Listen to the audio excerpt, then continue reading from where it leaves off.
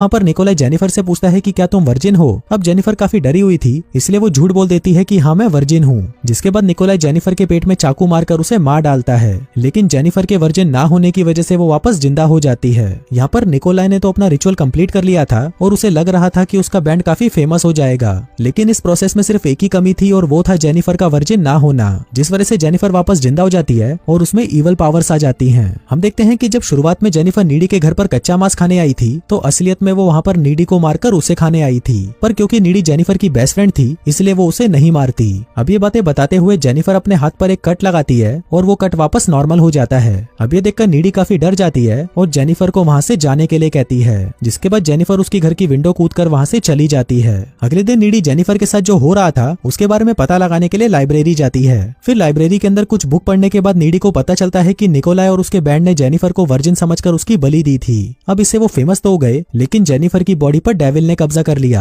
जिसके बाद उसके अंदर डेविल की पावर्स भी आ गई। यहाँ पर नीडी को ये भी पता चलता है कि अगर जेनिफर को सुंदर रहना है तो उसे इंसानों को मारकर खाते रहना होगा और जेनिफर को मारने का बस एक ही तरीका है, उसके दिल पर वार करना। अब नीडी को ये डर लगने लगता है कि कहीं जेनिफर उसके बॉयफ्रेंड को ना मार डाले, इसलिए नीडी चिप के पास जाती है और उससे ब्रेकअप कर लेती है। नीडी चिप को ये भी बताती है कि जेनिफर डेविल बन चुकी है, लेकिन चिप उसकी बातों पर विश्वास नहीं करता और वहाँ से चला जाता है। उसी रात स्कूल में डांस पार्टी होती है और सभी लोग उस पार्टी में जाने के लिए तैयार हो रहे थे। फिर नीडी जल्दी से पार्टी में पहुंचकर वहाँ पर चिप का इंतजार करने लगती है। उधर चिप पैदल ही अपने घर से उस पार्टी में जा रहा था और उसी वक्त जेनिफर चिप के पास आती है और उसे नीडी के बारे में बताने लगती है। जेनिफर बताती है कि नीडी का तुम्हारे अलावा और भी लड़कों के साथ अफेयर चल रहा है। अब बातों ही बातों में जेनिफर चिप को सेड्यूस करती है और उसे लेकर एक सुनसान जगह पर पहुंच जाती है। दूसरी तरफ नीडी को ऐसा एहसास होता है कि शायद जेनिफर चिप के साथ कुछ बुरा करने वाली है, इसलिए नीडी परेशान होकर चिप को ढूंढने के लिए पार्टी से बाहर चली जाती है। दूसरी तरफ जेनिफर चिप के करीब आने की कोशिश करती है, पर चिप जेनिफर को कहता है कि वो अभी भी नीडी से बहुत प्यार करता है। फिर जेनिफर चिप को पानी में गिरा देती है और उसे मारने के लिए उसके पास आती है, लेकिन तभी वहाँ पर नीडी आ जाती है और जेनिफर उन दोनों को मारने की कोशिश करती है।